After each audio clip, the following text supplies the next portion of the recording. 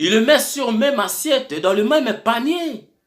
Alors, homme de Dieu, répands-toi, répands-toi, répands-toi, parce que Dieu te regarde.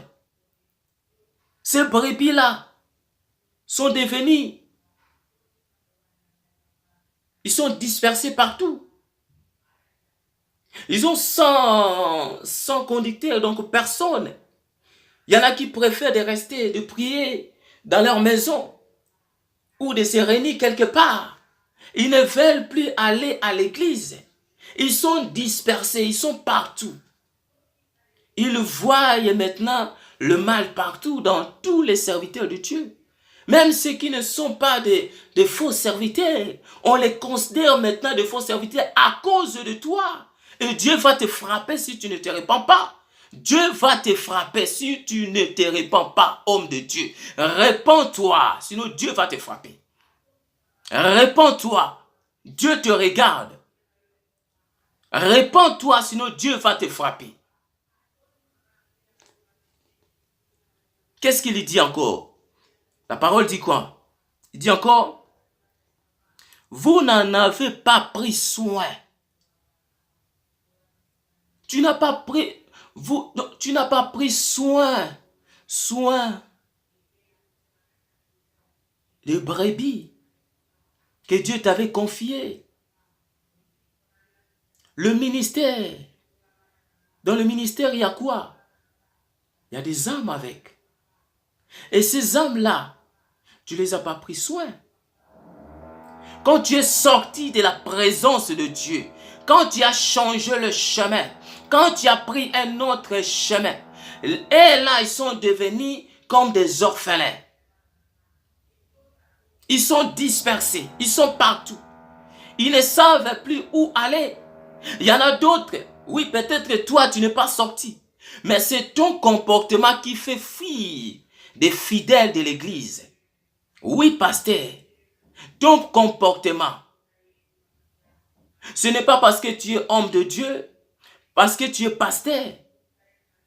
Tu vas maintenant négliger ces gens-là. Si Dieu les a menés auprès de toi, c'est pour leur montrer les chemins. Tu dois être exemplaire comme Jésus-Christ. Il était exemplaire par rapport à ses disciples. Jésus avait lavé le pied de ses disciples en leur disant, c'est comme ça que vous devez faire. Donc si tu veux être au-dessus de ton frère, tu dois t'humilier. Tu veux être plus grand, tu dois être simple, humble. Il faut avoir un langage d'un homme de Dieu, un comportement d'un serviteur de l'Éternel. Si tu es vraiment le serviteur de l'Éternel, alors tu dois te comporter conforme à la parole de Dieu, de cette parole. Tu dois te comporter, donc ta vie doit être conforme à la parole de Dieu. La parole de Dieu, la Bible, pour les hommes de Dieu, c'est la vie. Déjà pour tous les chrétiens, mais pour les hommes de Dieu, c'est encore un exemple. Donc, c'est nous qui devons montrer l'exemple. Nous devons marcher comme Christ. Nous devons agir comme Christ. Nous devons manifester l'amour comme Christ. Nous devons manifester la patience, la persévérance comme Christ. Mais si toi, tu te comportes comme un païen, alors comment ceux qui sont dans l'église de Dieu, que tu es conducteur, comment ils vont se comporter? Si toi, homme de Dieu, toi-même, tu agis comme ça, tu agis ainsi, tu agis comme ça, alors eux là, comment ils vont le faire? Comment ils vont se comporter? Est-ce que s'ils font ce que toi tu es en train de faire, tu vas les condamner, tu vas dire que ne fais pas ça. Vous ne pouvez pas faire ça. Qu'est-ce que Jésus a dit? Avant de lever la paille qui est dans l'œil de ton frère, enlève d'abord celui qui est dans ton œil. Enlève d'abord ça, qui est dans les cieux. Enlève d'abord. Tu veux nettoyer les yeux de ton frère, de ton prochain, mais tes yeux est rempli de saleté, de je ne sais pas quoi. Il faut d'abord commencer à nettoyer tes propres yeux pour mieux voir. Pour mieux voir. Comme ça, là, tu sauras, non, là, il faut l'enlever.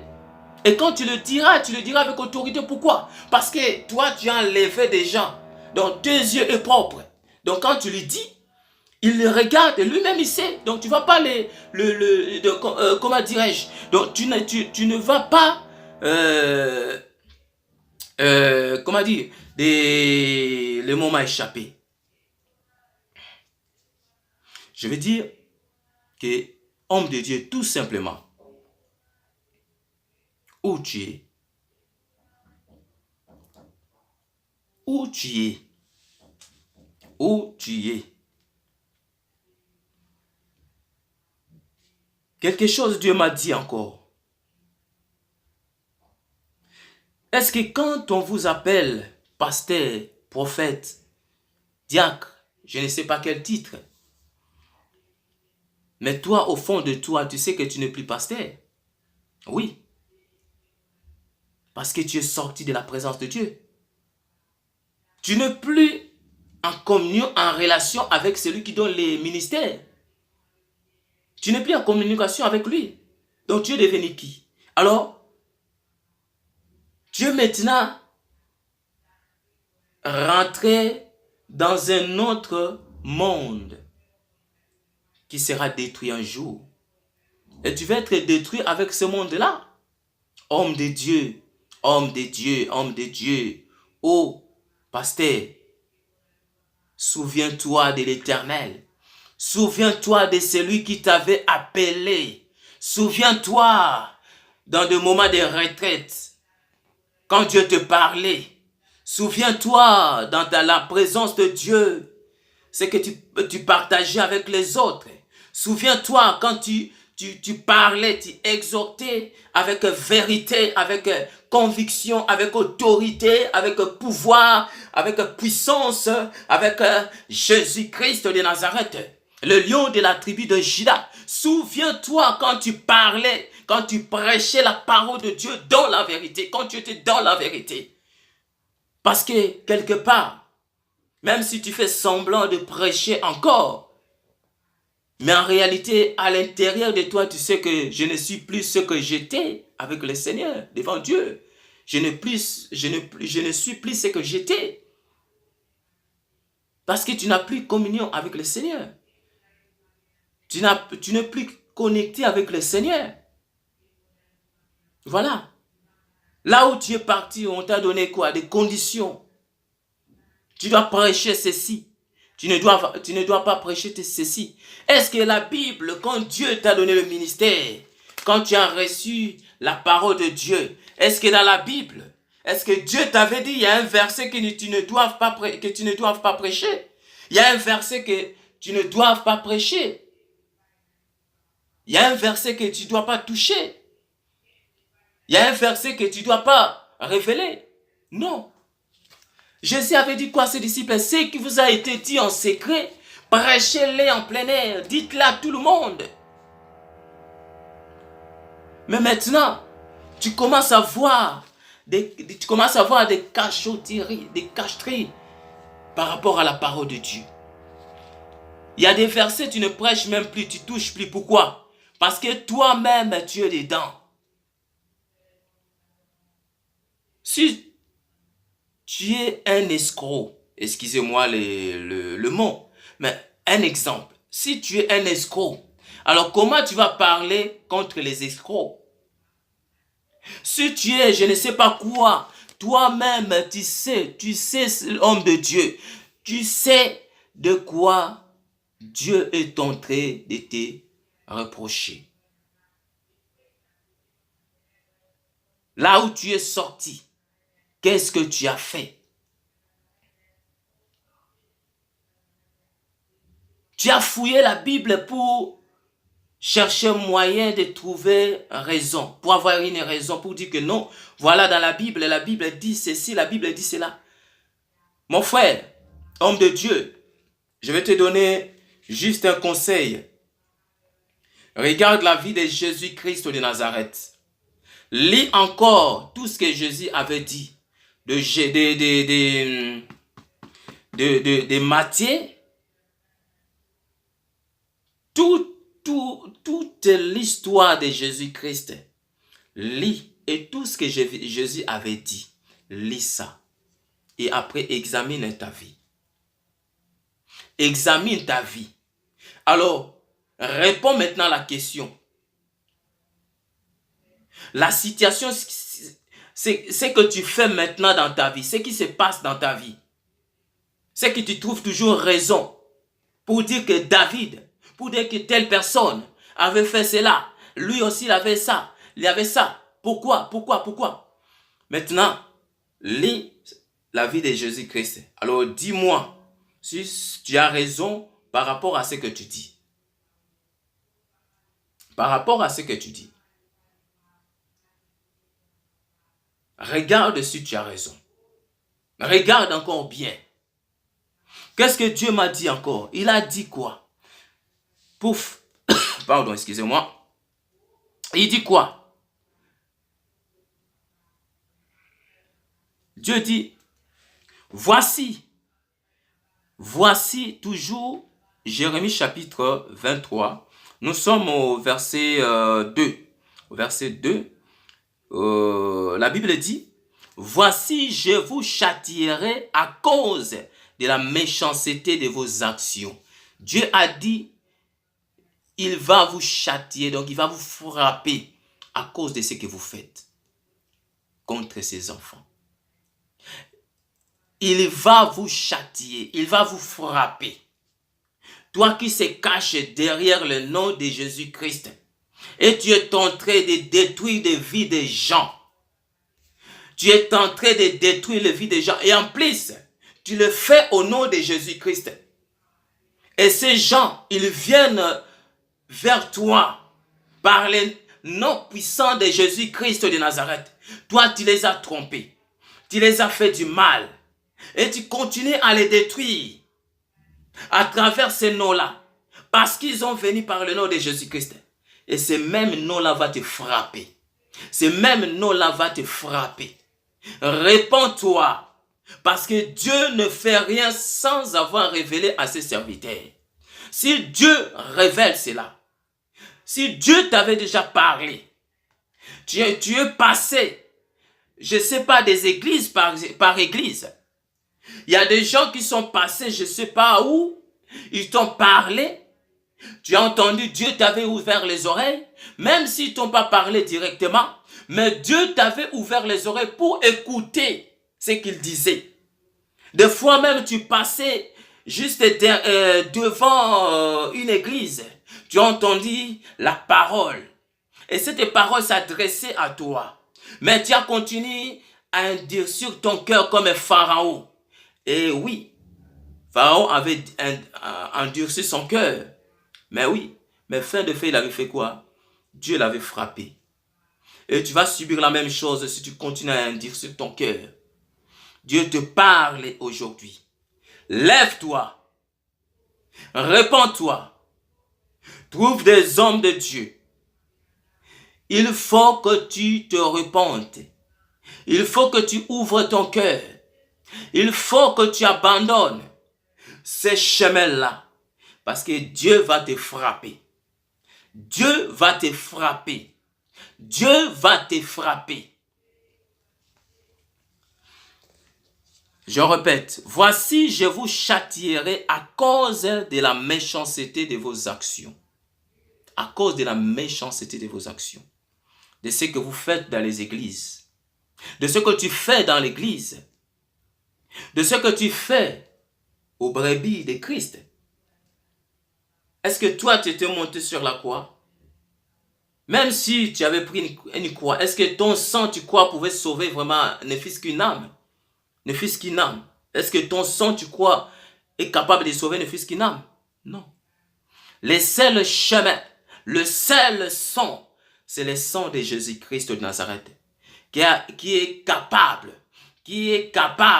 de sauver, pas seulement une, mais de millions, de métitides, de milliards, des âmes sans limite. Quiconque croit, la Bible dit, il sera sauvé. Quiconque croit. Donc, il a déjà préparé. Donc, il suffit seulement quiconque croit. Et il sera sauvé. Même toi, homme de Dieu qui est sorti, quiconque invoquera le nom du Seigneur sera sauvé. Oui, si tu te répands et que tu te rends compte que c'est mauvais, il faut d'abord reconnaître ce que tu fais est mauvais. Reconnaître cela et demande pardon à Dieu et Dieu te pardonnera. Qu'est-ce que Dieu dit? Il dit, souviens-toi de l'original. Souviens-toi de l'original, homme de Dieu. Alors, je vais t'expliquer qu'est-ce que Dieu appelle original. Le ministère, c'est l'original. D'accord? Parce que là où tu es parti, c'est la photocopie. Tu n'auras jamais l'original de Dieu. On ne te donnera jamais l'original de Dieu. L'appel de Dieu, c'est l'original. Le ministère, c'est l'original. La troisième chose que Dieu m'a dit, si je ne me trompe pas, voilà. Le ministère, une mission de Dieu, c'est l'original. Alors, l'appel, c'est pour recevoir ton ministère. Quand Dieu appelle quelqu'un, il faut d'abord que la personne réponde à l'appel. Quand la personne répond à l'appel, il s'approche, il commence à chercher Dieu, il commence à s'avancer, il commence à respecter ce que Dieu lui dit, il commence à obéir à la parole de Dieu, et Dieu fait quoi? Il dépose ce qu'on appelle ministère. Des fois, il y a des dons, des fois, il y en a, ils n'ont pas le ministère, mais ils ont des dons que Dieu donne, parce que Dieu ne laisse personne venir en lui et rentrer main vide. Il donne toujours quelque chose. Donc, le ministère. Alors, dans le ministère, Dieu m'a dit de te dire, dans ton ministère, un ministère, c'est une mission. Une mission de quoi? Une mission de sauver les âmes. Donc, ça veut dire que ce n'est pas toi qui sauves, mais le ministère, la chose que Dieu a déposée en toi, qu'on appelle le ministère pastoral ou quoi, je ne sais pas quoi, selon le ministère que la personne reçoive. Alors, ce ministère-là a un but selon l'appel que Dieu avait appelé la personne, selon le ministère que Dieu avait confié à la personne. Dieu lui révèle, tu as un ministère pastoral, tu as un ministère, je te donne un ministère prophétique. Donc, alors, dans le ministère, c'est la parole de Dieu. Cette parole, elle est là pour parler, ainsi dit l'Éternel, pour aller convaincre les gens, pour aller délivrer les gens, pour les sauver, pour briser des liens, des chaînes, pour opérer des miracles. Et cette mission, dans ce ministère, il y a des millions, il y a des milliards, de missions. Mais en global, on dit un ministère. Mais dans ce ministère, il y a plusieurs missions que Dieu t'enverrait pour aller accomplir. Mais tu ne partiras pas seul. Il sera avec toi et le Saint-Esprit te précédera toujours pour préparer les terrains. Et toi, tu es sorti de ce que Dieu t'avait donné, ce qu'on appelle aujourd'hui, ce que Dieu me dit, tu as oublié l'original. Donc, tu as préféré la photocopie. Pourquoi? Parce qu'on t'a promis de l'argent, la gloire, avoir des âmes que tu es en train de détruire, que tu es en train de préparer, de leur donner des billets pour l'enfer. Tu prêches, mais la Bible, tu ne le prêches pas normal, mais tu le prêches à l'envers.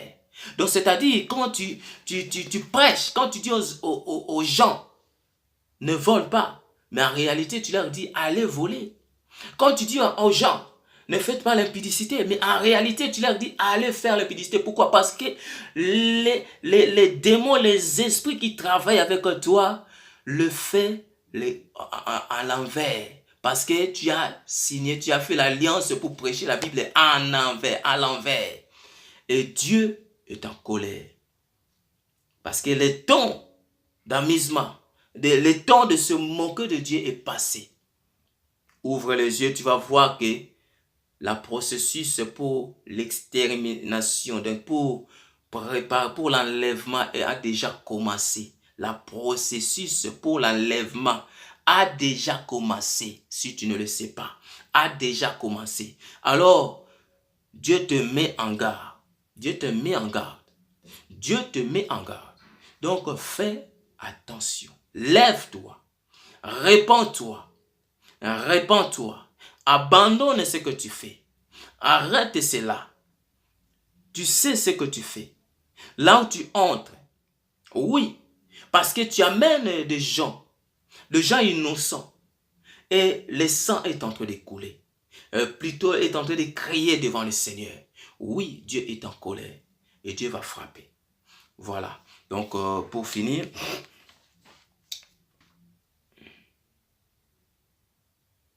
qu'est-ce que Dieu a dit? Voilà. Et Dieu me dit encore de te dire, quand tu avais réussi ton ministère, c'était comme les enfants d'Israël, non?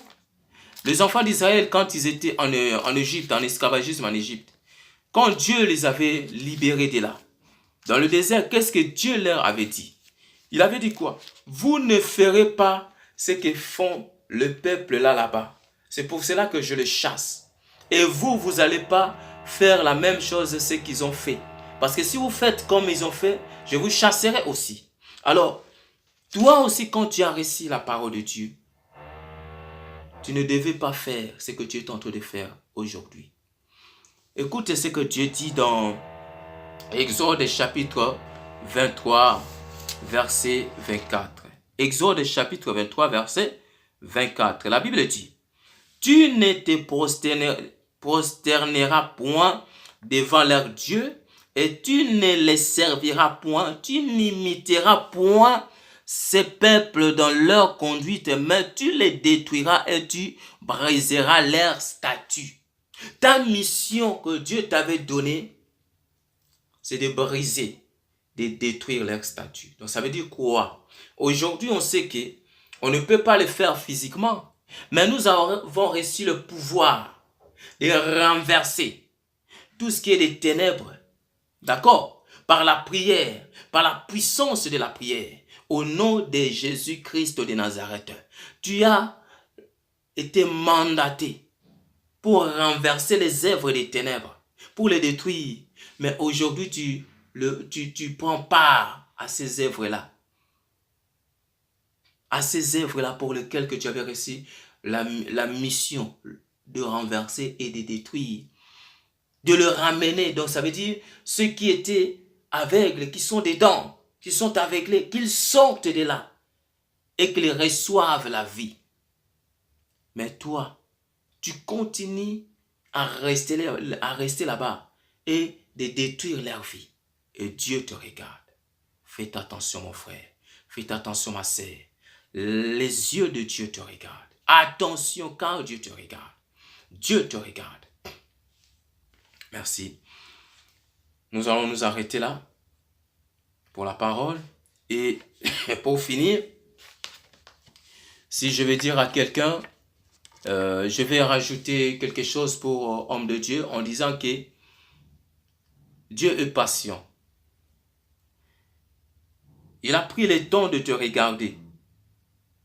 Il a pris le temps d'observer, de regarder ce que tu fais, d'observer ce que tu fais. Dieu a pris le temps de regarder. Il a patienté. Malgré toutes les abominations que tu as faites et tu continues à le faire.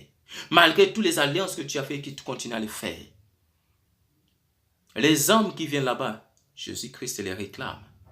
Oui, il les réclame. Il les réclame ces hommes. Il les réclame parce que ça lui appartient. Et toi, tu n'as participé à rien, mais tu es en train de décider pour leur vie. Qui es-tu? Qui es-tu? Dieu te demande, qui es-tu pour décider dans leur vie? Qui es-tu? Déjà même pour tes propres enfants, Dieu ne te donne pas l'autorisation de décider pour leur vie. Mais pour les âmes que Christ avait mourir sur la croix pour leur donner la vie, pour les racheter, les libérer. Il avait versé le sang et ce sang-là coule encore jusqu'à aujourd'hui. Ça crée encore l'air, non. Ça crée encore pour eux.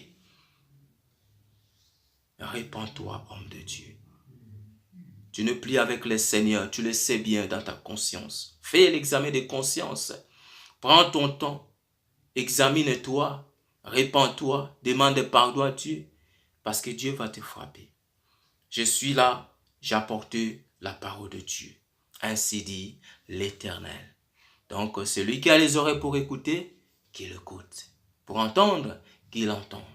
Sinon, le reste, moi, je fais ma part qui m'a été demandé de faire. Je le fais. Et le reste, c'est entre vous et le Seigneur. Que lui-même vous juge. Je ne suis pas juge, je suis qu'un serviteur de Dieu qui vient pour vous apporter selon ainsi dit l'Éternel. Alors que l'Éternel parle encore dans votre cœur, que le Saint-Esprit de Dieu vous touche encore, vous donne la force de sortir de là. Parce que ce n'est pas là votre place. Votre place ne se trouve pas là-bas. Non, vous avez une mission. Une mission. Déjà, il faut savoir que si Dieu veut vous sortir de là, comme je dis toujours, c'est par pitié, par miséricorde, parce qu'il est bon. Il se souvient encore de ce qu'il faisait avec toi. Il se souvient encore de ta persévérance, de ta foi, comme tu étais quand tu étais dans sa présence, ce que tu faisais, les ailes que tu avais. Dieu se souvient de là. Dieu se souvient de ça plutôt. Voilà. Donc, je m'arrête là et je vais prier. Je vous invite à prier au nom de Jésus-Christ de Nazareth.